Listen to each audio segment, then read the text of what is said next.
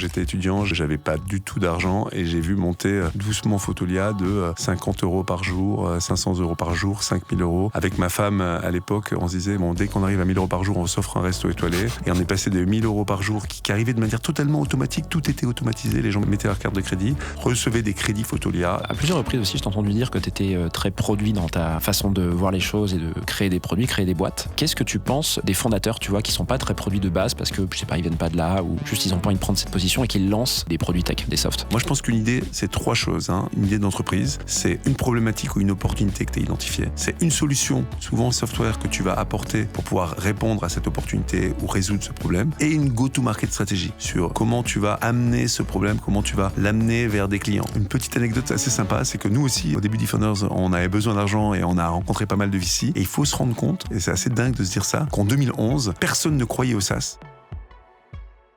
Salut Thibaut. Bonjour Timothée. Quelle voix, magnifique. Comment ça va?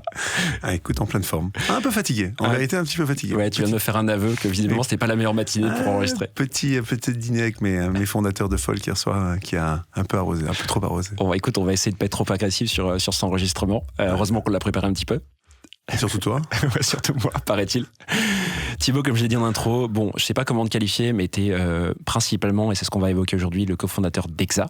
J'aime bien le côté, juste pour revenir un peu sur ton intro, le côté multi-entrepreneur versus le côté serial entrepreneur, que pour une raison que je ne comprends pas, je déteste ce terme. Je sais. Mais multi-entrepreneur, d'accord. Donc multi-entrepreneur, ça me plaît en fait, je sais pas. Pourquoi t'aimes pas serial d'ailleurs? Je sais pas, j'ai l'impression, je sais pas, c'est peut-être serial killer, je sais, ça renvoie un imaginaire qui est pas celui que j'ai envie de renvoyer, ouais, exactement.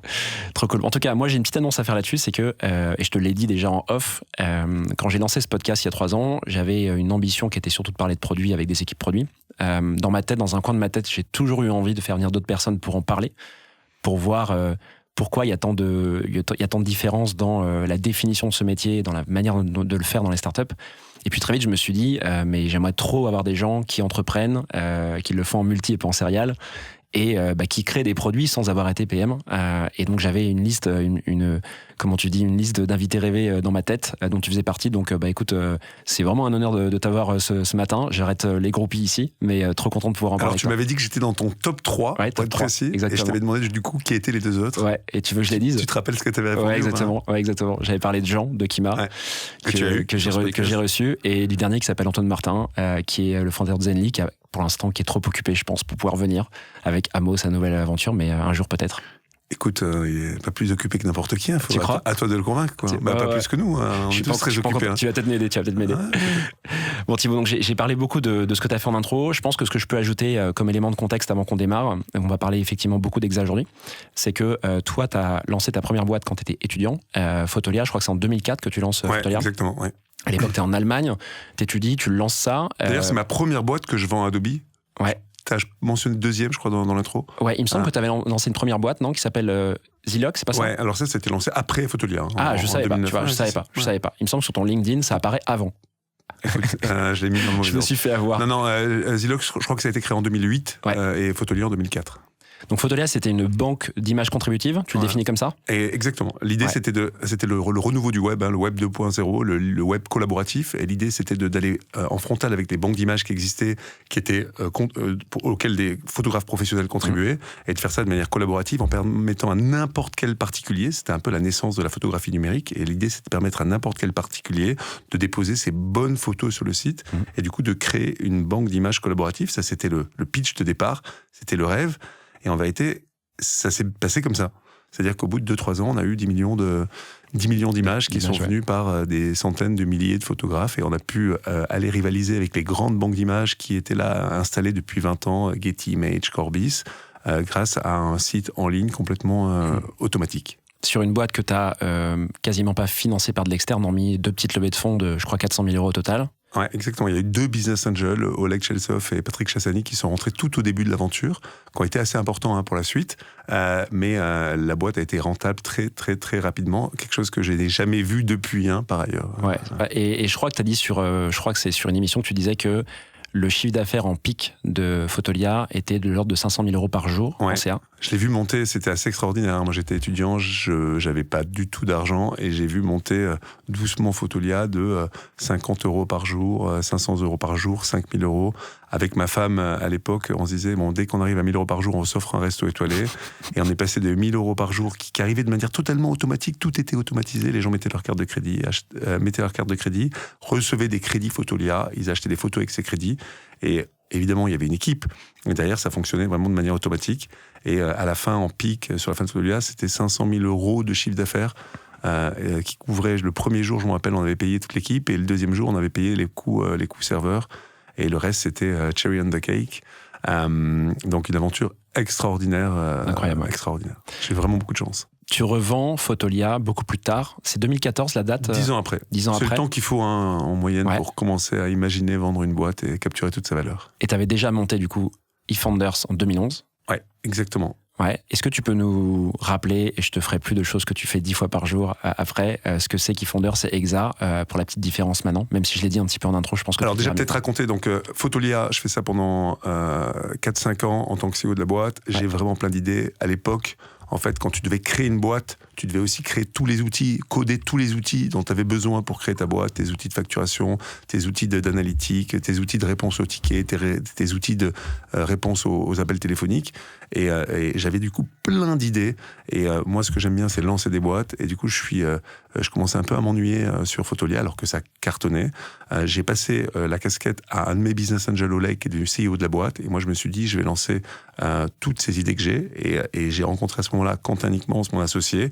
Et on a imaginé ce concept de Startup Studio qui nous permettait à ce moment-là de lancer plusieurs boîtes en parallèle. Parce que j'avais tellement d'idées que c'était inimaginable pour moi de passer les 10-15 prochaines années à n'en faire qu'une, quoi. Quand on est arrivé avec ce modèle de Startup Studio, comment ça fonctionne très rapidement?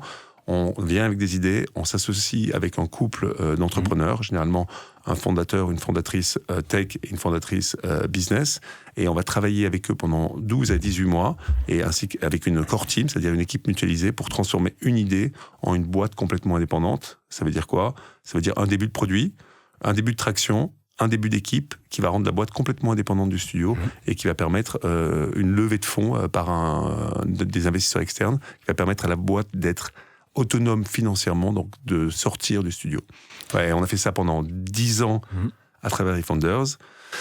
On a créé une trentaine de boîtes, dont 3 grosses boîtes, Spendesk, Front, Aircall. J'espère qui sont des licornes, et j'espère qu'il y en aura d'autres, parce que c'était les boîtes du début. Ça prend longtemps pour qu'une boîte devienne une licorne. Donc moi, mon rêve, c'est que sur les 30 boîtes qu'on a créées, il y en a finalement à peu près 5 ou 6 qui deviennent des licornes, ce qui est encore possible, ce qui serait extraordinaire. Là, on a un rapport de 1 à une boîte sur 10 qui est devenue une licorne. Si on arrive de 1 à 5, ça prouvera vraiment le succès du modèle. Et fort du succès du modèle, on s'est dit que ce modèle qu'on avait de studio, d'entrepreneuriat collaboratif qu'on avait créé sur le SaaS, le logiciel de productivité pour entreprise, on allait l'appliquer à d'autres verticales.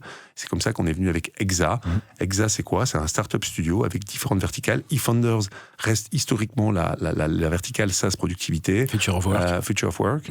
Et on s'associe avec des associés qui vont avoir eux, l'objectif de lancer 2 à 3 boîtes par an dans leur verticale, et on s'est associé avec Julien sur la santé, avec Flo sur les AI, avec Camille à l'époque sur la fintech, qui depuis nous a quittés pour monter sa propre boîte, et on est en train d'avancer sur d'autres verticales. L'idée et l'objectif de Exa, c'est d'ici 2030 de pouvoir lancer en format studio une trentaine de sociétés par an contre 3 ou 4 aujourd'hui. Voilà.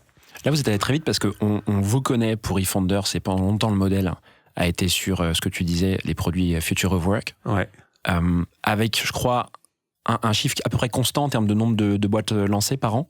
Vous êtes resté sur combien de temps, combien de volume par an à peu près de boîtes lancées? Entre 2011 et 2016, on ne lançait pas plus d'une boîte par an. Ouais. En 2016, on s'est dit, on passe à la prochaine étape, on fait une première levée de fonds. À ce moment-là, on a levé 10 millions d'euros qui nous a permis d'augmenter et de créer une core team un peu plus, je dirais... Grosse.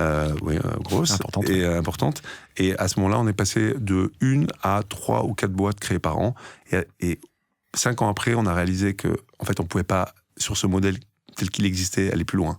En gros, c'est pas un modèle scalable. Pour le scaler, il faut d'autres gens comme nous. Donc, on s'est associé avec d'autres entrepreneurs qui, après généralement avoir entrepris pendant 10 ans, veulent entreprendre, mais d'une manière différente. Et l'entrepreneuriat en mode studio, ce qu'on appelle parallèle entrepreneurship, donc par comparaison au serial entrepreneurship, c'est-à-dire lancer plusieurs boîtes en parallèle, c'est quelque chose qui est hyper excitant au niveau je dirais intellectuel, au niveau intérêt et au niveau économique pour beaucoup d'entrepreneurs. Et du coup, on essaye et c'est mon rôle aujourd'hui, c'est d'aller chercher ces associés, d'aller chercher ces gens qui vont venir nous rejoindre dans le studio et qui vont utiliser Exa comme une infrastructure pour entreprendre en mode studio.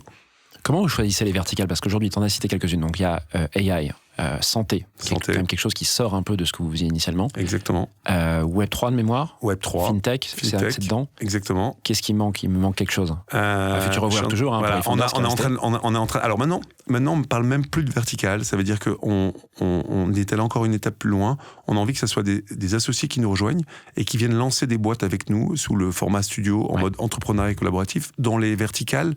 Dans les différentes verticales qui les amusent, quoi. On a par exemple Hugo qui vient de nous rejoindre à l'instant, c'est pas encore déclaré, etc.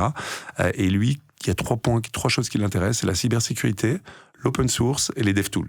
Et donc, il va certainement lancer des boîtes dans ces sujets-là. Et comment on fait? C'est souvent des rencontres. C'est un petit peu comme les boîtes. C'est à la fois des idées qu'on a, c'est-à-dire qu'il y a des sujets qui nous intéressaient particulièrement, comme la fintech, la santé, le climat. Toujours dans l'environnement software, B2B, puisque c'est ça notre fer de lance, même si on commence doucement à s'en éloigner. Et puis il y a des sujets qui arrivent avec des personnes qu'on rencontre.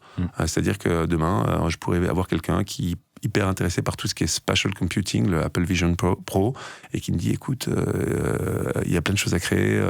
Et à partir du moment où on pense qu'il y a une profondeur qui permettrait de créer 2-3 boîtes par an qui soient assez distinctes, que ces boîtes soient assez distinctes pour pas que leur sujet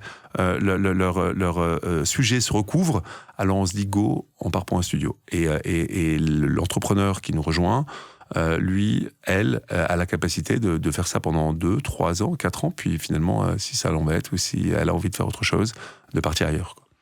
Il y a aussi un segment qui s'appelle Scale. Ouais, exactement. Que vous êtes en train de lancer, que vous avez déjà lancé.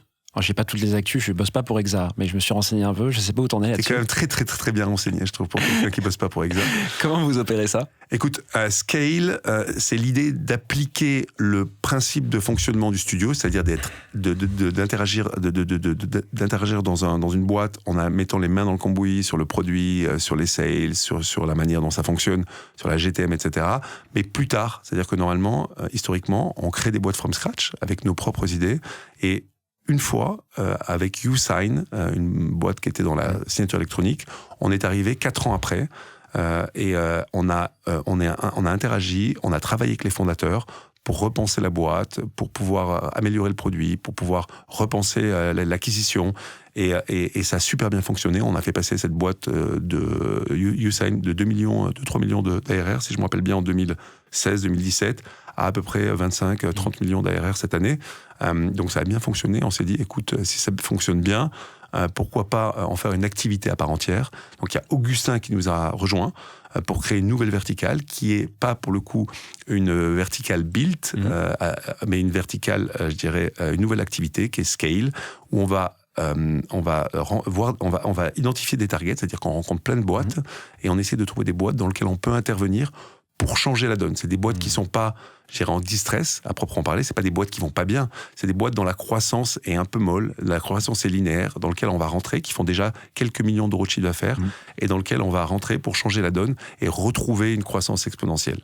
Donc c'est souvent dans le software, c'est souvent dans le B2B. Et là, on a identifié notre première cible.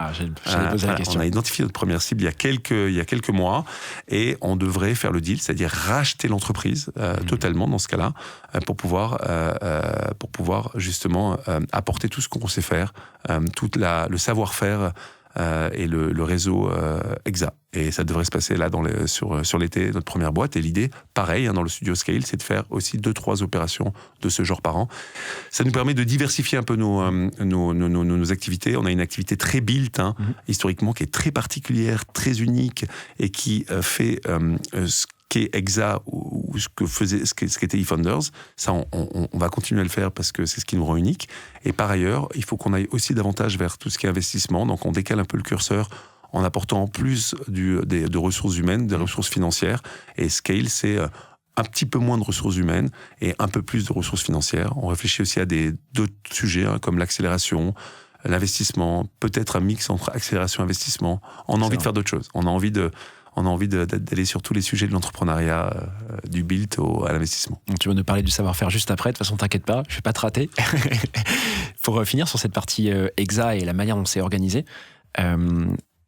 et faire une transition, est-ce qu'il y a une boîte que tu aurais aimé monter dans Exa, que tu as vu évoluer, qui donc n'a pas été build ou scale chez Exa, et où tu te dis, waouh, vraiment c'est un truc, on aurait dû le faire, ou j'aurais aimé la faire moi-même, ou nous-mêmes en tout cas, dans le studio?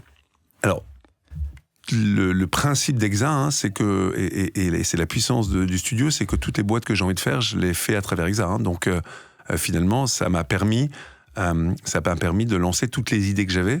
Après, c'est d'une part très frustrant et d'autre part très ingrat. Ça, c'est les inconvénients du studio.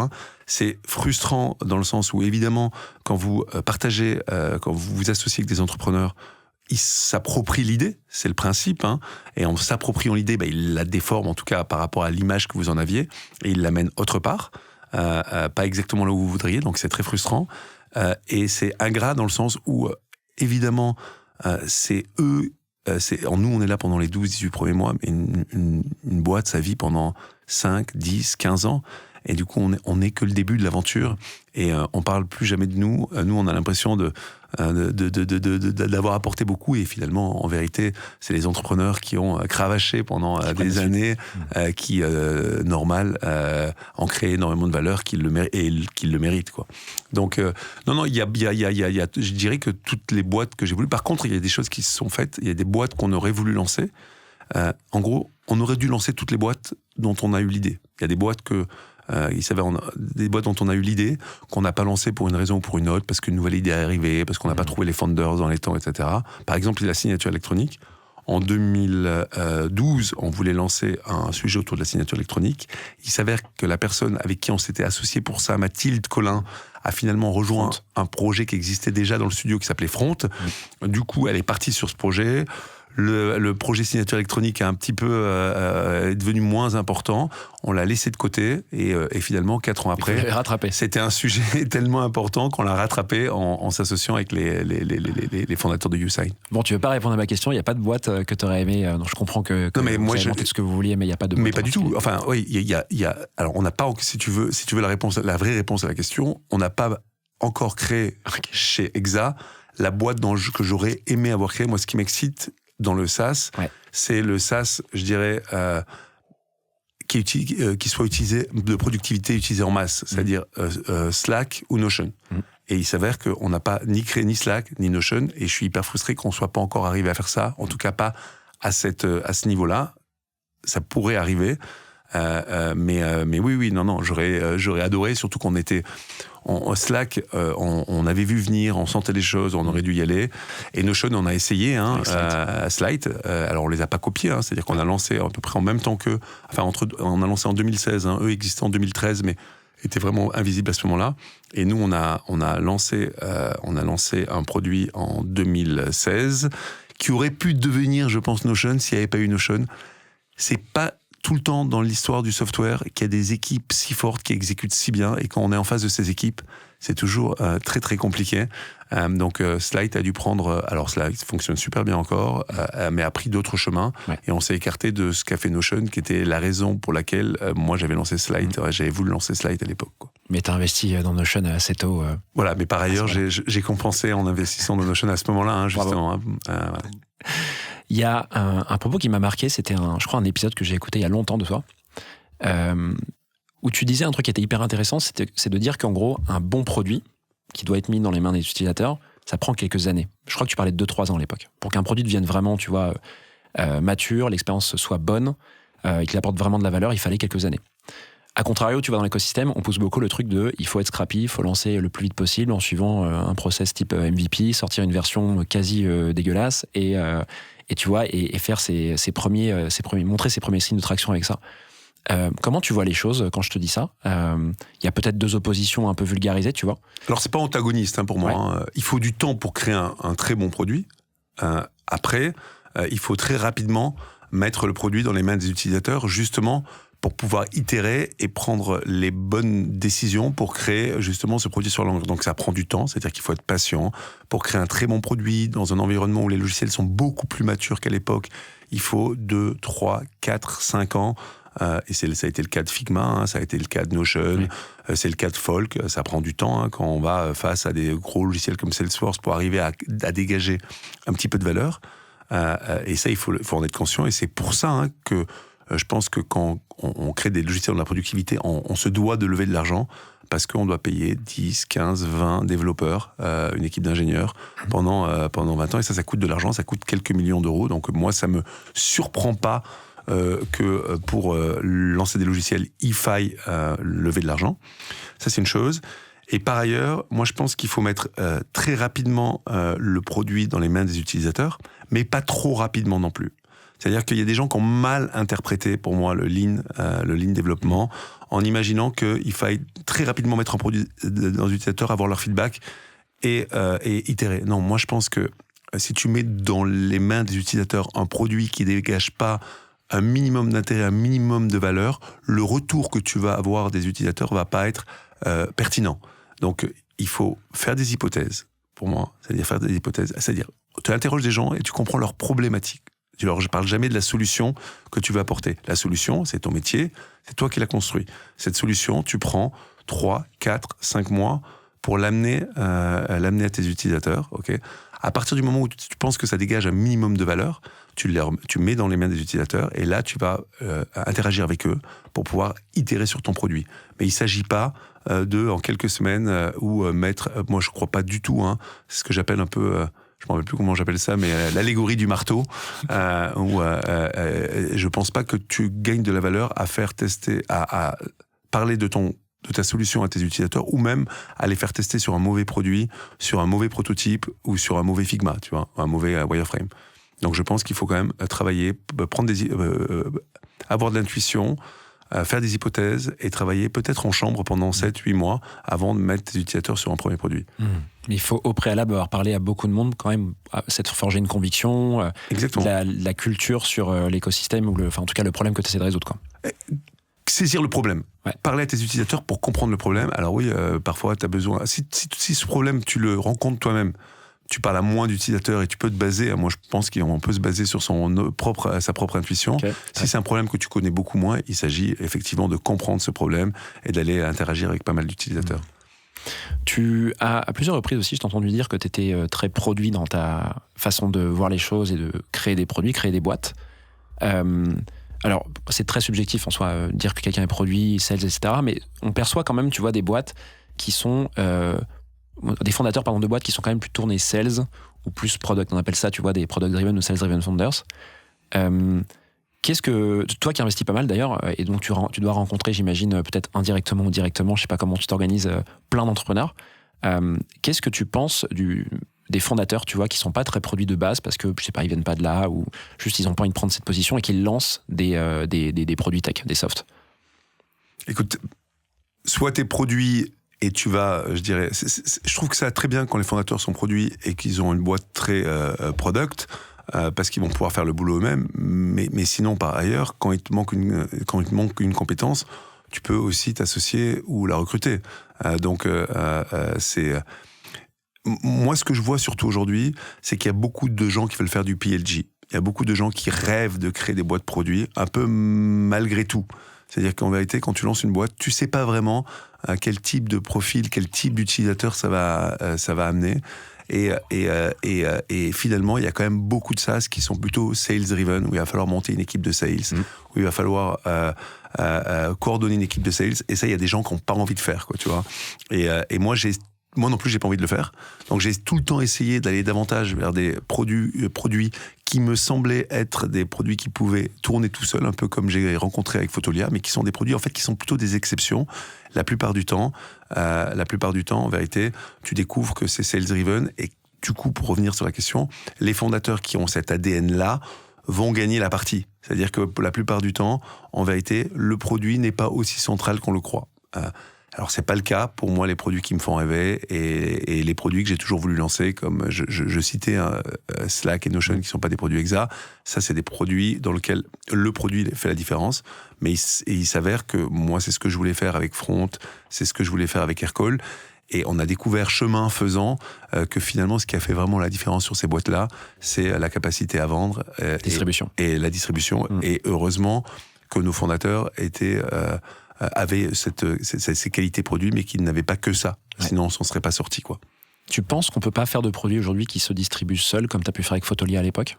Non, alors il y a plein de choses à faire. Hein. Ce que je veux dire, c'est que ça reste des exceptions. Moi, le produit qui m'a tout le temps fasciné et qui m'a tout le temps fait rêver, c'est Mailchimp. C'était un outil de newsletter complètement bootstrappé, incroyable, avec une expérience, enfin une promesse tellement simple que tu n'avais pas besoin d'être onboardé, que tu n'avais pas besoin de sales et que ça fonctionne tout seul. Après, moi, ce que je réalise aujourd'hui, avec un peu de recul, c'est que des boîtes comme Slack et comme Notion, avec des fondateurs qui étaient très produits, elles ont manqué une étape, celle de pouvoir embarquer plus rapidement des sales dans le jeu. C'est-à-dire que moi, j'ai tout le temps été surpris sur Slack, qu'au bout de 4 ou 5 ans, en ayant une équipe de 80 personnes sur Slack, personne ne nous a jamais appelés pour savoir si on était bien onboardé, si on utilisait toutes les fonctionnalités, etc. Donc, je trouve que les boîtes produits, si on a la chance de tomber dessus, et ça peut encore se passer, il y a encore des choses à faire, évidemment, il faudra, à un moment, de toute façon, et assez tôt, il faut embrayer sur la partie sales en parallèle. Mais souvent, les gens qui viennent du produit, plutôt mon profil, doivent se forcer énormément pour pouvoir embrayer sur la partie sales. Et je te jure, hein, Slack aurait capturé beaucoup plus de valeur. Tu penses, ouais. Si, et Notion aussi, si beaucoup plus rapidement, ils avaient pensé entreprise, ils avaient pensé outbound, ils étaient rentrés en contact avec leurs clients. Ça marchait tellement bien qu'ils ont en fait laissé faire les choses en parallèle. Moi, je me rappelle, et moi, je l'ai vécu très concrètement avec Fotolia. Fotolia, on avait un concurrent qui s'appelait Shutterstock. Et je me rappelle quand au moment où je suis parti, ou en tout cas au moment où je me suis un peu détaché de Fotolia, après la première vente, on faisait à peu près le même chiffre d'affaires, 100 millions d'euros. Et nous, on a continué, je dirais, à faire grandir l'équipe de manière organique, tranquillement, en profitant de tout l'automatisme que nous offrait ce genre de produit.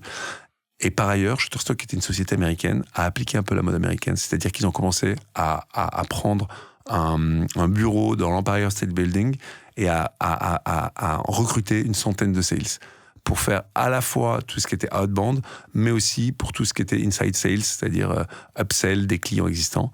Et ils ont cartonné. C'est-à-dire qu'au bout de 5 ans, nous, on était à 150 millions d'euros de chiffre d'affaires et eux étaient à 450 millions. Donc, il y a un moment où, en fait, quand tu as un bon produit qui se vend tout seul, c'est la bonne opportunité et le bon moment pour commencer à mettre des équipes de sales dessus, quoi. Et souvent, tu as une espèce de dichotomie. D'un côté, les sales founders qui ont un produit assez mauvais, mais qui font énormément de sales, et de l'autre, des gens très produits qui font pas trop de sales. Et je pense que ce qui fonctionne, c'est quand tu arrives à trouver des fondateurs qui ont les deux cerveaux. Ou peut-être, du coup, quand je t'entends parler, d'avoir des fondateurs qui se pensent produits dès le début, parce qu'il faut quand même créer les fondations, et tu as des fondations qui restent, en fait, et qui sont capables, qui ont cette capacité à un moment de se dire, c'est le moment où en fait, il faut qu'on accélère niveau distribution. Donc là, c'est parti, il faut qu'on pense sales et qu'on ramène une organisation sales dans la boîte, c'est ça ?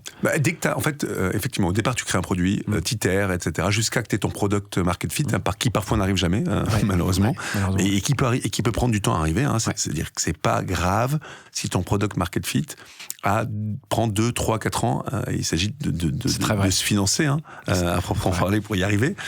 Et à partir du moment où tu sens, c'est une intuition, le product market fit, c'est quelque chose où tu as l'impression que les gens vraiment reviennent sur ton produit, ça dégage de la valeur pour eux, ils commencent à en parler autour d'eux. À ce moment-là, il faut pas trop attendre et il faut commencer à continuer à faire de l'acquisition organique et en même temps à travailler très fort sur ton acquisition payante. C'est aussi, c'est pour les gens très produits, et moi j'ai dû me forcer un peu. C'est interdit normalement. Si tu payes pour de la pub, t'as perdu, quoi. Tu vois, si tu payes pour de l'acquisition, t'as perdu. Ça, il faut aller contre ça. C'est très complémentaire à de l'acquisition organique et de l'acquisition gratuite. Et pareil, il faut pas s'interdire de monter une équipe sales et en plus de faire fonctionner automatiquement, d'avoir à la fois faire de la outbound, d'aller chercher les clients à l'extérieur, de signer, de faire des devis, de signer, de faire pour augmenter ton ACV, et en même temps de contacter les clients existants pour être sûr qu'ils soient bien installés dans le logiciel et essayer d'upsell, c'est-à-dire de leur en vendre davantage. Et ça aussi, c'est des choses que des gens produits comme moi s'interdisaient à l'époque, et j'ai évolué par rapport à ça, et je recommande à tous les gens qui se sentent un peu produits d'oser aller dans ces terrains inconnus que sont le marketing payant et la vente. Est-ce que c'est ce qui explique justement que tu aimes bien lancer des projets et pas être là après, même si, attention, Fotolia, c'est parti, je sais pas quand tu es parti exactement, mais la boîte commence à être grosse. Mais là, tu as une explication, tu viens de dire que je suis très produit, c'est vrai que j'ai eu du mal au début à comprendre, où j'ai mis du temps à comprendre que il fallait à un moment démystifier le produit et se dire c'est pas le produit qui fait tout, il faut aussi être complété par les sales. Est-ce que c'est ça qui te fait qui t'a fait aussi te dire que t'aimais bien lancer et donc faire toute cette phase très produit et ensuite lâcher un peu le... En vérité, les gens effectivement me qualifient très produit. Moi, ce que j'aime bien, c'est la partie créative. Okay, et la partie créative, elle est très intense pendant les 18 premiers mois d'une boîte. T'as 3 sujets. T'as la brand. Moi, j'adore la brand. J'adore créer une brand, j'adore créer une marque, j'adore trouver un nom. Et ça se fait, c'est très intense pendant les 18 premiers mois, même si ça continue à être un sujet pendant la suite de l'aventure. J'adore le produit, et effectivement, le fait de partir de rien et de créer quelque chose. Alors, on fait évoluer son produit, on itère pendant les 10, 15 années que dure l'aventure, mais c'est très intense puisque ça part du néant, et il faut sortir quelque chose du sol pendant les 18 premiers mois. Et j'adore la GTM, le marketing, en tout cas initialement, cette partie créative, parce qu'il s'agit de réfléchir à comment tu vas acquérir, qu'est-ce que tu peux utiliser dans ton produit, qu'est-ce que tu peux utiliser dans l'industrie dans laquelle tu es pour pouvoir faire venir des utilisateurs. Et ces 3 parties-là, la brand, l'acquisition et le produit, sont très créatifs, surtout pendant les 12-18 premiers mois. Et c'est cette partie-là, moi, sur laquelle j'essaie de me concentrer et sur laquelle je pense que j'ai des choses à apporter, quoi. Après, ça perdure, ça existe, ça continue. Il y a une partie créative qui continue à exister, mais on n'est plus sur des sujets de scaling, sur des sujets d'automatisation, etc. Voilà. Moi, ce qui m'amuse, c'est le côté créatif, et je le trouve... et je le retrouve dans les 18 premiers mois d'une aventure, et je le retrouve moins après. Tu as un avis, justement, c'est une super transition que tu me fais, sur la manière dont les boîtes qui grossissent, qui scalent, font du produit. On a parlé du scale de la partie distribution avec les équipes sales, et donc il reste des gens à faire de la tech et du produit quand même quand les boîtes grossissent, avec des équipes qui sont énormes à la fin. Est-ce que tu as un avis là-dessus, même si tu vois moins cette phase? Oui, je la vois non, mais je la vois pas du tout, en vérité. Ouais, c'est-à-dire qu'il y a pas mal de boîtes qui reviennent vers moi parce que je suis supposé bien connaître le produit, en me demandant comment on fait pour s'organiser, comment on grandit une équipe produit, etc. Et en vérité, j'en ai aucune espèce d'idée. J'ai envie de leur dire que ça fonctionne comme dans les 18 premiers mois, mais en vérité, c'est pas comme ça que ça marche. Tu dois compter 15, 20, 30, 500 dans une équipe produit. Tu dois fonctionner par squad, tu dois mettre en place des process qui sont tout à fait différents de ceux que tu peux mettre en place dans une toute petite start-up où il y a 5 personnes. Donc, en vérité, je connais très mal cette partie-là. En parallèle de tes activités avec Exa, je fais une brève parenthèse. Je pense qu'il y a des complémentaires avec ce qu'on vient de dire sur la partie entrepreneur, tu sais, et leur état d'esprit, etc. Tu investis beaucoup à côté dans des startups. Alors, je sais pas si tu fais que de la startup pour le coup, j'ai pas cette info-là. Est-ce que tu investis qu'en amorçage early stage ou est-ce que tu investis en pur investissement, je veux dire, pas sur les projets que tu montes à côté? Alors, c'est depuis 2009, depuis que j'ai en fait gagné de l'argent, parce que pour investir, il faut avoir un peu d'argent de côté. Depuis 2009, j'investis en business angel, toujours des petits tickets, des tickets d'investissement business angel assez larges en réalité, entre 25 000 euros jusqu'à 150 000 euros dans des boîtes au premier tour d'investissement, le plus tôt possible. Et c'est ça qui m'excite, c'est ça qui m'amuse, c'est de prendre le risque sur le tout début de l'aventure, de faire un pari sur une équipe, de faire un pari sur une idée. J'ai fait de manière totalement exceptionnelle parfois des paris sur des boîtes un peu plus grandes, mais ça m'est arrivé peut-être 1 ou 2 fois. Ce que je fais par contre, c'est que parfois j'investis et je continue à investir dans la boîte. C'est-à-dire que si je suis rentré dans le seed, je fais la série A, la série B, ça m'arrive aussi exceptionnellement parce que c'est des investissements d'une taille beaucoup plus importante auxquels je suis pas forcément habitué et pour lesquels j'ai pas forcément les moyens. T'en as fait près de 300 en longtemps, hein. Ça fait quasiment 16 ans que j'investis. Donc ça fait à peu près ça fait combien? Ça fait une vingtaine, trentaine d'investissements par an, de manière régulière depuis toujours. Un par mois, concrètement? Un par mois, concrètement, exactement. Est-ce que tu as repéré un... Sans équipe, c'est-à-dire en direct. Tu le fais en direct. Voilà. Quand tu regardes des gens comme effectivement Kima ou des gens comme Otium, Ouais. ils sont catégorisés dans les business angels, on parle souvent, mais c'est des gens qui ont des équipes. Xavier Niel ou Pierre-Edouard Serrin ne rencontrent pas directement tous les entrepreneurs. Moi, à chaque fois, je rencontre, alors ça me prend un temps limité, parce que je fais finalement, je rencontre 2-3 personnes par semaine, pas plus, mais je rencontre tous les entrepreneurs dans lesquels j'ai investi. Alors, ça dure pas beaucoup de temps non plus, je prends une décision en 30 ou 45 minutes, mais je rencontre systématiquement toutes les boîtes dans lesquelles j'ai investi, j'ai rencontré les entrepreneurs. Est-ce que tu as repéré, il y a un truc qui t'aide, un pattern magique ou autre, il n'y a rien de magique, je sais bien, qui te fait te dire qu'un fondateur ou une fondatrice tient un truc ou va réussir un peu plus tard, ou est-ce que c'est une illusion de penser comme ça? Écoute, déjà je reçois énormément, un peu comme tous les business angels, de dossiers par semaine, et rien que sur la manière dont l'email est écrit, la taille de l'email, la manière dont le sujet est amené, etc. Déjà, j'élimine quasiment 90% des sujets. Okay. Donc, je dirais, et plus en comptant le deck. Donc oui, la manière de s'exprimer, la manière de communiquer est très importante. Et après, le reste, c'est effectivement du feeling, de l'intuition. Ça marche énormément sur l'intuition quand même. Quand tu rencontres des gens qui ont à peine un produit, qui viennent de lancer leur boîte il y a quelques semaines, et avec qui tu passes 30 ou 45 minutes, tu peux pas vraiment te baser sur autre chose que de l'intuition. Donc c'est surtout de l'intuition.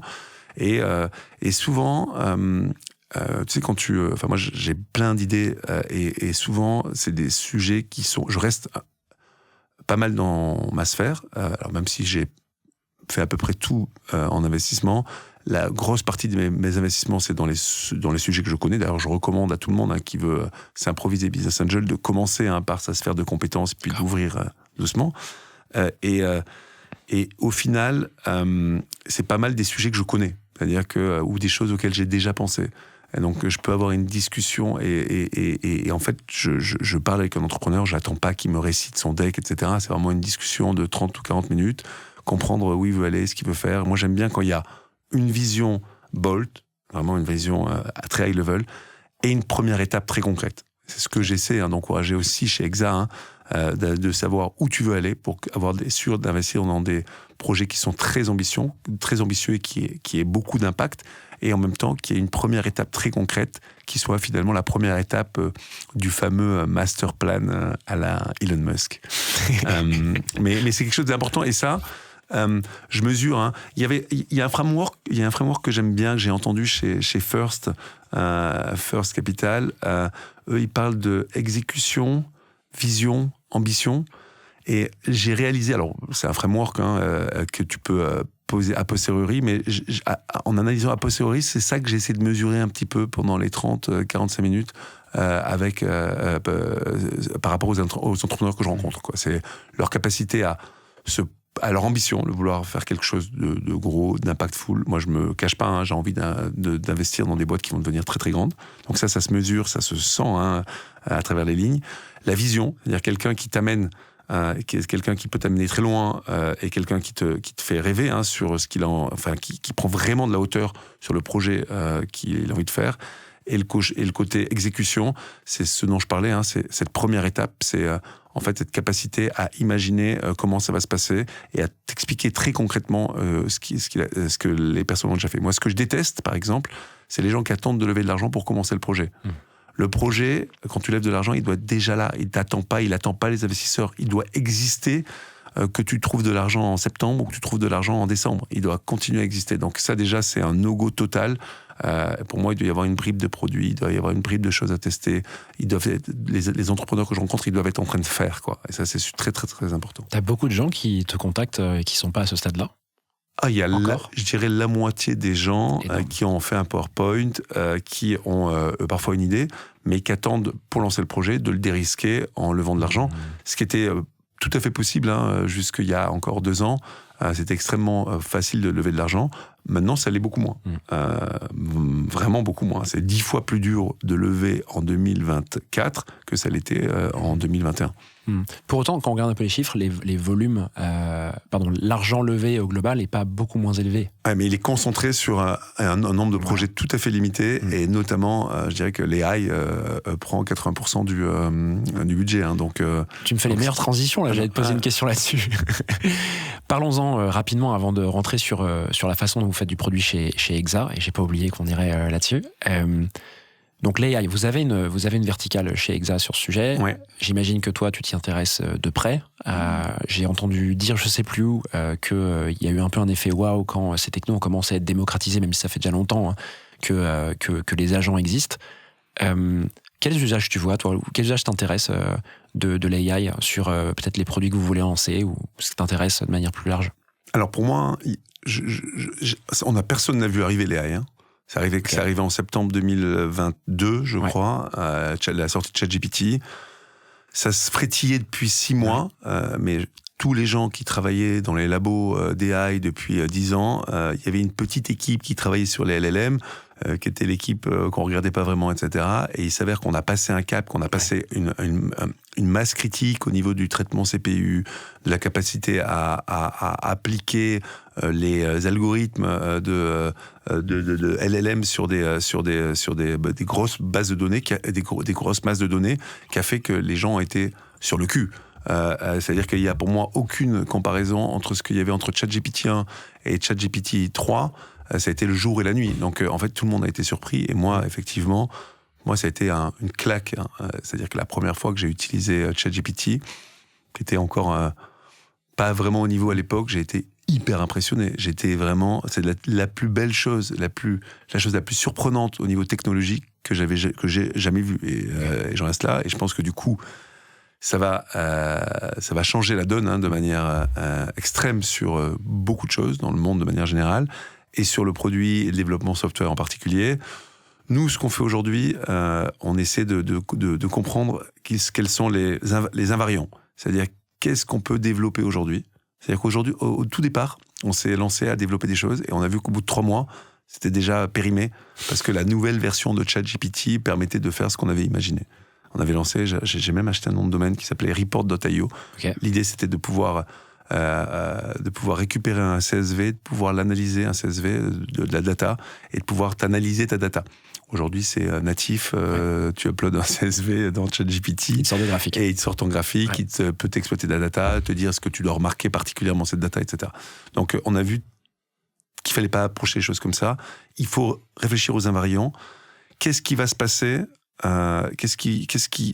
quel que soit le succès et le développement de ChatGPT, de Meta, de Google, sans faire de paris sur l'une ou l'autre des technos, sur la manière dont elles vont évoluer, qu'est-ce qui va subsister et qu'est-ce qui va exister comme software. Donc là, on regarde pas mal sur les softwares d'orchestration qui, quoi que ce soit, quelle que soit la manière dont l'AI va évoluer, vont toujours exister. Moi, je pense aussi que l'AI va pas remplacer les interfaces.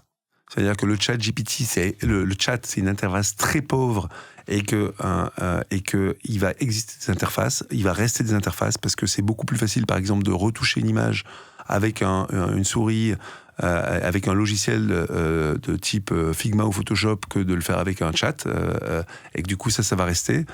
Mais les interfaces vont être beaucoup plus primitives pour pouvoir justement permettre le support de l'AI. C'est un peu l'idée et la philosophie qu'il y a derrière Folk. Hein. L'idée, c'est de créer un CRM avec des objets très primitifs, de manière à pouvoir introduire très simplement une couche d'AI, ce qui est aujourd'hui très compliqué sur un logiciel comme Salesforce. Hein. Et d'ailleurs, ils ont pris cher en bourse parce qu'ils vont avoir du mal, vu la complexité et l'énormité du produit, d'arriver à intégrer l'AI de manière intelligente. Quand tu as un logiciel avec une interface très simple, un modèle d'objet très, très facile à manier, à manipuler, c'est beaucoup plus simple pour introduire des AI. C'est un peu la réflexion qu'on a depuis déjà quelques temps sur Folk. Après, et j'aime bien, c'est que le fait d'avoir un AI, ça ne va pas remplacer les interfaces, et j'aime bien cette petite métaphore, petite comparaison. On a beau avoir créé une AI incroyable pour permettre à une voiture de se mouvoir d'un point A à un point B de manière autonome, ça remplacera pas la voiture, ça remplacera pas l'interface. Il faudra tout le temps la mettre dans une voiture. Donc vous pouvez inventer les AI que vous voulez. À la fin, les interfaces vont subsister. Donc c'est cette réflexion-là. Donc orchestration et cette philosophie de l'AI ne va pas remplacer les interfaces, qui est un peu notre point de vue, notre fil directeur. Après, moi, c'est marrant, ça fait 6 mois que je dis ça, même un peu plus longtemps. je pense qu'il va y avoir un changement total sur la manière dont on interagit avec les gens dans le monde entier. Et c'est en train d'arriver. Alors maintenant, il y a encore 6 mois, 1 an, quand j'en parlais, c'était un peu surréaliste. Maintenant, c'est assez évident. C'est qu'on va tous pouvoir parler nativement et faire des zooms avec des gens de tous les pays du monde. Incroyable. En parlant tous notre langue native. Pour ça, il faut du speech to text, il faut de la transcription instantanée. C'est déjà le cas sur Google Meet ou dans Zoom. Et il faut de la traduction en temps réel. Ça fonctionne aussi déjà sur Google Meet. Je crois qu'ils l'ont mis en place pour tout le monde il y a quelques semaines déjà. Tu peux dire qu'au lieu de transcrire, ils traduisent, en fait. Et il va falloir faire en sorte que on ait du text to speech, c'est-à-dire que quand tu me parles français, ta voix ressorte comme si tu parlais anglais, donc le mouvement de tes lèvres, etc., pour pas que c'est l'air d'être complètement surréaliste. Mais moi, je pense que c'est une affaire de quelques mois et que d'ici septembre, ou en tout cas d'ici la fin de l'année, les gens, tu vas faire un zoom avec un Chinois et lui parlera ça en chinois, toi tu parleras dans ta langue natale, native, qui est le français, et on va tous se comprendre. Et ça va être génial parce que je pense ce qui est hyper important, c'est de pouvoir bien exprimer ses idées, et on exprime bien ses idées dans sa langue natale, et du coup ça va augmenter de manière générale la compréhension et l'intelligibilité du transfert des idées, d'une part, et d'autre part, ça va permettre de conserver des langues. Pour moi, une langue, c'est rattaché à une culture, et le tout anglais faisait en sorte qu'il y ait des langues qui disparaissaient et des cultures qui étaient liées par ailleurs, quoi. Donc, honnêtement, une externalité positive de l'AI et de la Gen AI telle qu'on la connaît là, ça va être certainement le fait que c'est une chose parmi d'autres, hein, que les langues les moins utilisées vont pas disparaître et qu'on va se nourrir de plein de cultures qui vont subsister dans les prochaines années. Génial. Et sur la verticale AI d'Exa, vous avez déjà lancé des projets ? Sur la verticale d'AI, on est en train de lancer 2 projets. Un projet qui est de nom de code. Alors, je sais pas si je vais parler du nom de code parce que je sais pas si on a rendu public le nom. CSMX. Je vais pas d'emmerde. CSMX. L'idée, c'est de pouvoir assister les gens dans leur utilisation de logiciels, de remplacer du coup le customer success. C'est-à-dire que vous êtes sur un logiciel et l'AI vient vous prendre en main pour vous aider et pour vous montrer comment mieux l'utiliser. C'est-à-dire qu'au lieu de parler à un support, c'est l'AI qui va le faire. Donc ça, c'est un projet qu'on a commencé et depuis quelques mois déjà. Et on a un projet qui s'appelle GPTX, qui est le fait d'imaginer un ChatGPT for Teams. Donc ça existe déjà, hein. ChatGPT a une version for Teams.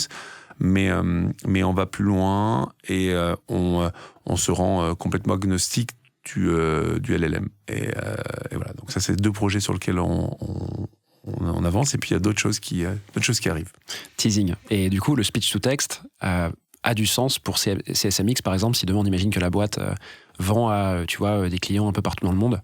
Très clairement, les supports peuvent permettre, quelle que soit ta langue, tu pourras parler à un client qui est japonais, chinois, que sais-je, un dialecte, je ne sais où.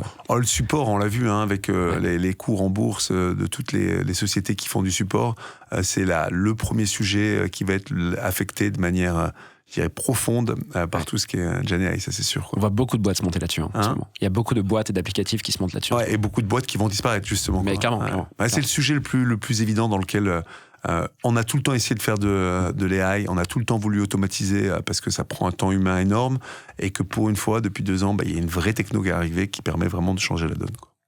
Est-ce que tu es prêt ou OK de nous raconter un peu les coulisses de comment vous faites du produit chez Exa ? Moi, il y a un truc sur lequel je me suis toujours questionné, j'ai pas vraiment eu de réponse chez Exa, c'est t'as plein d'idées, vous avez plein d'idées dans l'équipe. Dans une startup, tu vois, les idées souvent viennent parce que t'as un job, tu vis des problèmes un peu comme toi quand t'étais chez Fotolia et que tu vivais plein de problèmes sur tout ce que t'as pu construire après sur le future of work. Comment ça se passe chez Exa maintenant qu'il y a plein de verticales, qu'il faut plein d'idées, des trucs qui vont marcher, d'autres non, et comment ça se concrétise ensuite en produit? Si tu veux bien nous faire un peu le étape après étape en macro. Écoute, chez Exa maintenant, on se repose sur des associés on essaie d'avoir un parcours commun, une manière de fonctionner qui est la même, mais chacun vient avec sa manière de fonctionner sur comment trouver les idées, sur comment transformer des idées en produits, etc.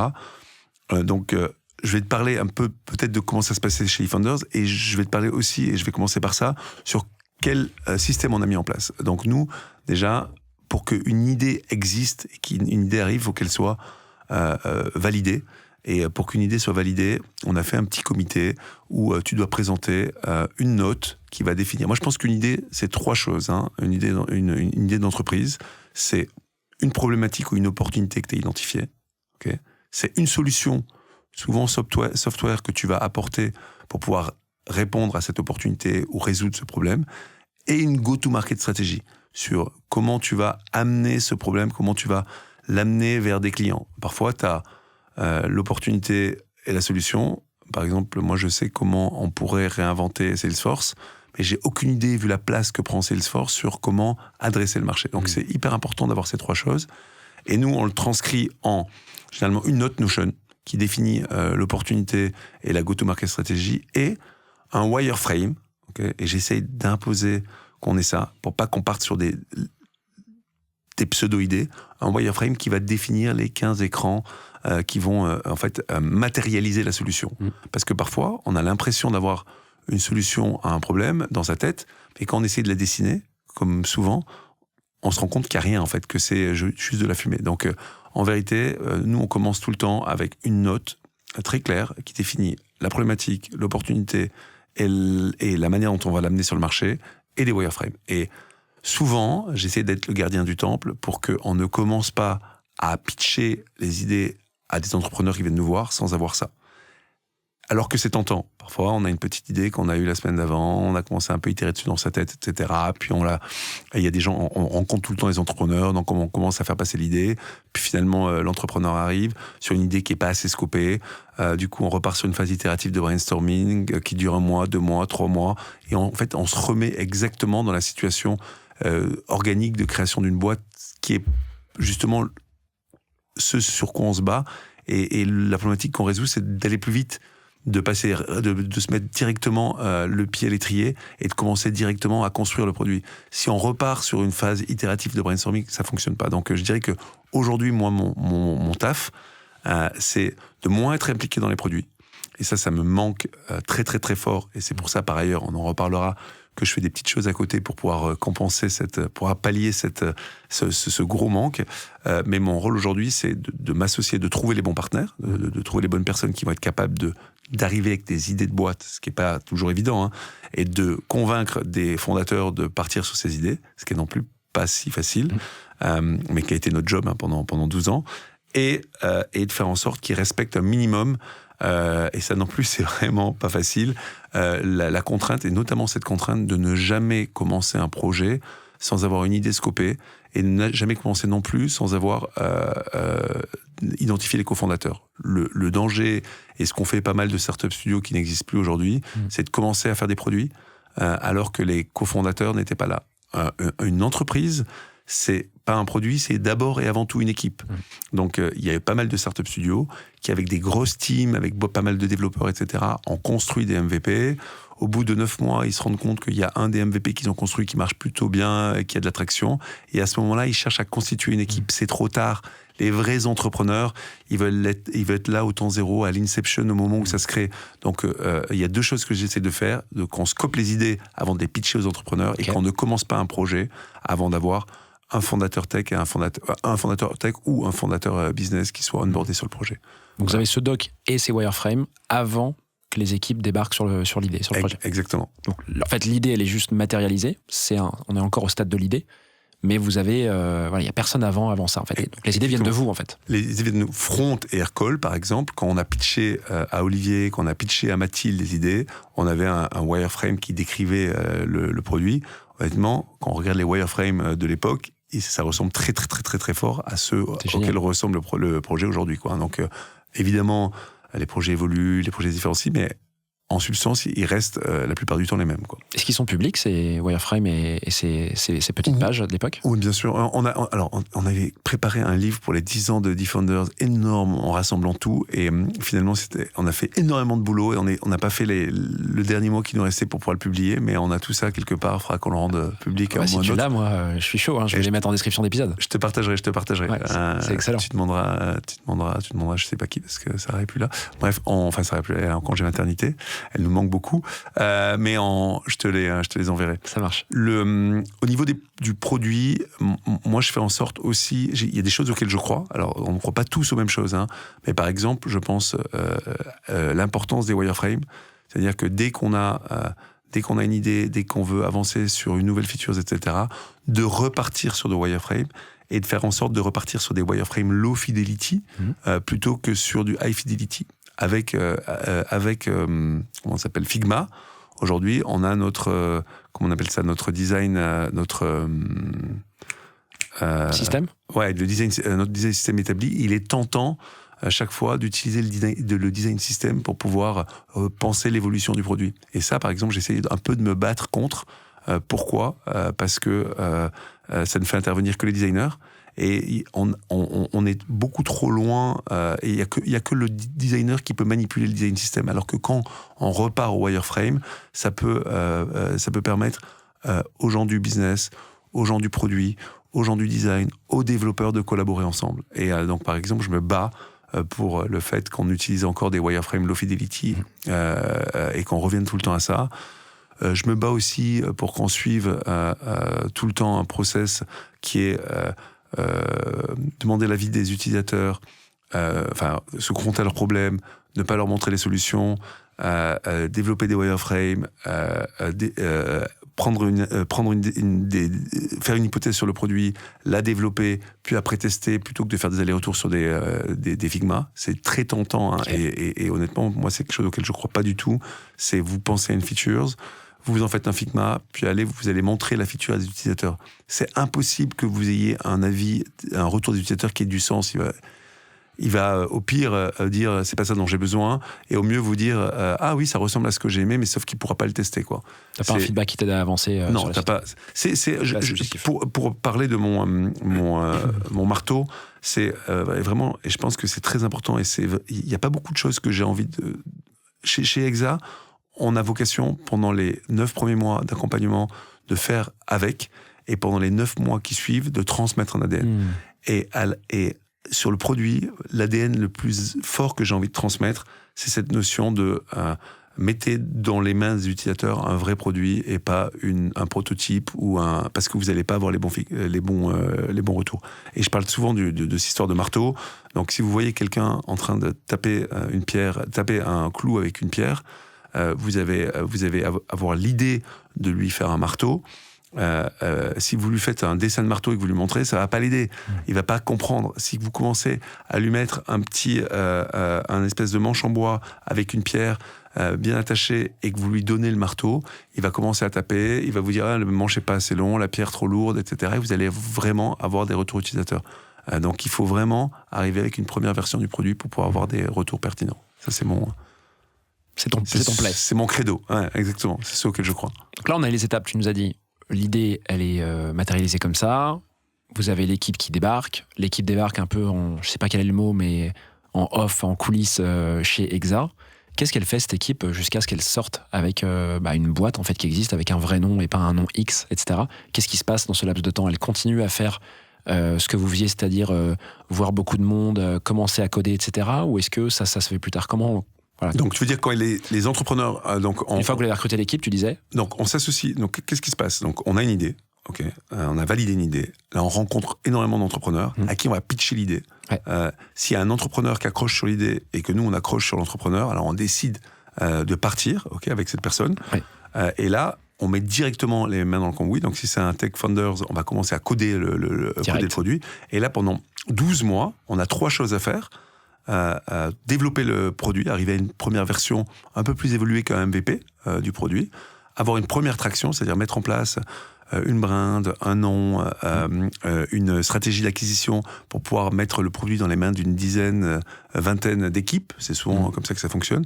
Et troisièmement, et c'est peut-être le sujet le plus important, recruter une équipe de entre 4 et, je dirais, 10 personnes, dépendant des boîtes, qui rendent la boîte, le projet qu'on est en train de créer, complètement indépendant du studio. De manière, parce que quand un VC veut investir, il n'a pas envie d'investir dans une boîte qui est sous perfusion du studio, il a envie d'investir dans une boîte qui est complètement autonome, complètement indépendante.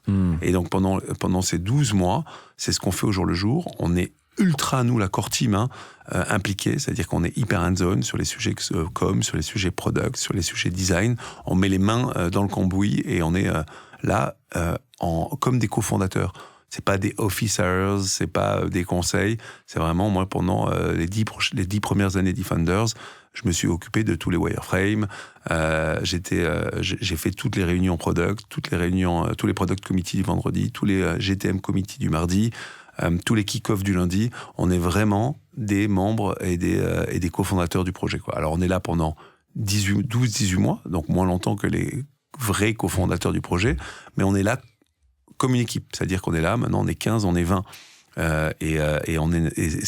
C'est pour ça que j'aime bien appeler ça de l'entrepreneuriat collaboratif, de l'entrepreneuriat collectif. Et c'est assez marrant, depuis qu'on entreprend, depuis, je dirais, une centaine d'années, 150 ans que les entreprises existent, on a cet imaginaire de il y a 1-2 personnes qui vont s'associer, galérer pendant 2-3 ans pour arriver à une première chose, puis commencer à faire grandir la boîte, recruter une équipe. Nous, on s'est dit, pour que dans la vie, quand on s'associe, quand on fait les choses en équipe, généralement, on peut être plus performant, on peut aller plus vite et plus loin. Pourquoi pas appliquer ça à l'entrepreneuriat? C'est vraiment, je dirais, avec du recul, la vision et la raison pour laquelle on a lancé ce modèle de studio et ce pourquoi il est, je pense, successful. Quand l'équipe arrive et est épaulée par la core team, tu disais que vous commenciez déjà à mettre des lignes de code, tac. C'est quoi est-ce qu'il y a un rythme itératif, un rythme de sortie, de shipping que vous conseillez, suggérez Carrément. Nous, on a des rituels et ça fait partie. En gros, moi, ce que je pense qu'on apporte le plus, alors je t'ai parlé de la core team, je t'ai parlé de notre network, je t'ai parlé de notre savoir-faire, je t'ai parlé de pas mal de choses, mais pour moi, la clé et ce qu'on arrive à amener, c'est le rythme. Si vous restez 18 mois et que vous faites, donc on a un rythme hebdomadaire, si 75 fois consécutives, vous faites un product committee, vous arrivez avec des performances qui sont incroyables. Et c'est ce que ne font pas souvent, pas tout le temps, ou rarement, des entrepreneurs qui lancent leur boîte.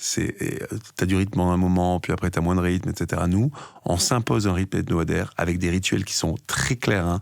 Tous les lundis matins, on a un kick-off avec All Hands, avec toute l'équipe.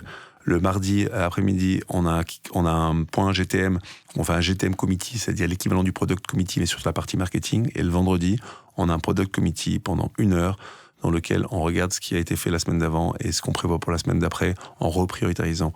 Et ça, dès le début du projet. Quand une équipe de start-up, de gens, je dirais, d'entrepreneurs classiques qui se lancent, avant de mettre ça en place, il va falloir 2-3 ans. Nous, on le fait dès le jour 0, et c'est pour ça que ça va permettre d'aller beaucoup plus vite. Donc, on a ce rythme hebdomadaire, couplé à un rythme trimestriel. Il y a un démo, ce qu'on appelle un démo time, qui est inspiré du démo day de YC, qu'on fait tous les 3 mois, mais qui est un démo day interne, où toutes les équipes se fixent des objectifs, donc trimestriels, et vont rendre compte de ces objectifs devant toutes les autres équipes. Et ça permet de créer des objectifs trimestriels qui permettent de se projeter un petit peu de créer des rythmes d'itération un peu plus longs. Donc c'est vraiment, je dirais, le secret du studio, c'est d'arriver à avoir ce double rythme, un rythme hebdomadaire de cadence et un rythme d'objectifs moyen terme trimestriel. Et c'est ça. Et si, je dirais, pour moi, c'est ça qui a fait le fait qu'on est... On sort des produits plus rapidement que la moyenne grâce à ça, quoi. Je dis pas que des entrepreneurs tout seuls peuvent pas le faire, mais c'est vachement plus compliqué quand on est deux de s'imposer un rythme comme ça, quoi. Et ce playbook, il est répliqué sur toutes les verticales. Et exactement. Et ce playbook, il est répliqué sur toutes les verticales. C'est notre rôle aujourd'hui en tant qu'associé fondateur de faire en sorte qu'il continue à être répliqué, qu'il y ait une lisibilité du modèle à la fois sur l'equity qu'on prend, sur la manière dont on interagit avec les fondateurs, sur les types de profils qu'on recrute, sur le type des idées qu'on lance, et aussi sur les process internes. Hyper clair. Merci beaucoup Thibaut pour tout ça. Le temps file. Je te propose qu'on passe à la dernière partie qui s'appelle les questions flash. Principe simple. Je t'envoie 4 questions à la volée comme ça et tu réponds le plus rapidement possible. T'es prêt ? Ok, je suis parti. Prêt, go. Est-ce que tu as une anecdote amusante, surprenante à nous raconter à propos de soit tes aventures actuelles, soit ton passé entrepreneur? Écoute, on a parlé beaucoup d'Exa, qui s'appelait eFounders à l'époque. Une petite anecdote assez sympa, c'est que nous aussi, au début d'eFounders, on avait besoin d'argent et on a rencontré pas mal de VC. Et il faut se rendre compte, et c'est assez dingue de se dire ça, qu'en 2011, personne ne croyait au SaaS. Tout le monde, tous les VC qui existaient à Paris et ailleurs, n'investissaient que dans l'e-commerce. Je trouvais ça assez dingue de me dire aujourd'hui que le SaaS, à cette époque-là, c'était pas encore assez évident et on s'est fait rejeter de tous les VC de la place parisienne. Donc, si vous faites rejeter par les VC, c'est peut-être pas vous qui êtes hors de votre temps, mais eux qui sont pas encore à jour, quoi. C'est vrai que ça, c'était le mot dans toutes les bouches il y a quelques années, Ouais. toujours un peu, mais là, il y a plein de diversifications qui se font sur les produits. Qu'est-ce qui t'énerve le plus dans l'écosystème tech-produit entrepreneurial? Écoute, moi, je trouve que en France, tout particulièrement, il y a une proximité de l'État qui est beaucoup trop l'État est beaucoup trop présent. Moi, ça m'emmerde. Alors, je sais que la French Tech a beaucoup aidé à la démocratisation de la tech dans l'espace public français qui est plutôt conservateur et à l'ancienne. Donc ça, c'est bien. Ils l'ont fait il y a 10 ans. Aujourd'hui, je trouve surprenant que ce soit l'État qui fasse le classement du Next 40, du Tech 120, ou je sais plus comment ça s'appelle, et qui invite tout le monde à l'Élysée. Moi, je trouve que être entrepreneur, c'est être un peu pirate, un peu clandestin, pousser les limites, et que c'est pas forcément compatible à aller bouffer des petits fours avec Macron, quoi. Voilà. Elle est géniale, celle-là. Est-ce qu'il y a un produit que tu as découvert récemment et que tu adores en particulier? Écoute, moi, je regarde tout ce qui passe et je rêverais que Notion lance un Slack. T'en parles souvent de Notion. Ok, ouais, Notion, j'en parle souvent parce que j'utilise énormément et que ça fait partie avec mon client mail et mon Google Meet, des outils que j'utilise toute la journée. Et Notion, je pense qu'ils ont pris une place ultra prépondérante dans l'écosystème, en tout cas tech. Et je pense qu'ils sont tellement bien placés. Ils ont le stock, ils ont l'information stockée, et je pense qu'ils doivent capturer le flow. Et pour capturer le flow, il faut faire un Slack, il faut faire un outil de communication.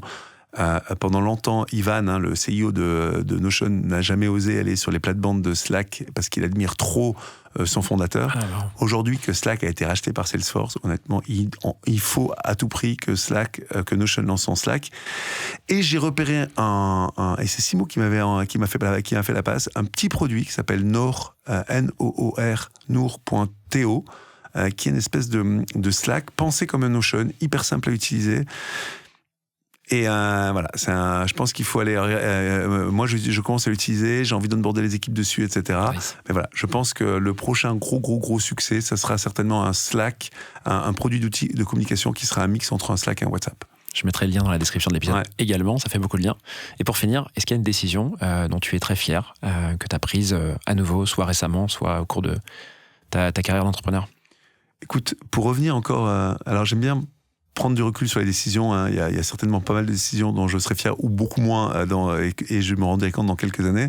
Mais il y a une décision que j'ai prise en 2011 qui était celle de m'associer avec Quentin Nickmans, mon associé de toujours sur eFounders, et c'était peut-être la meilleure décision que j'ai prise.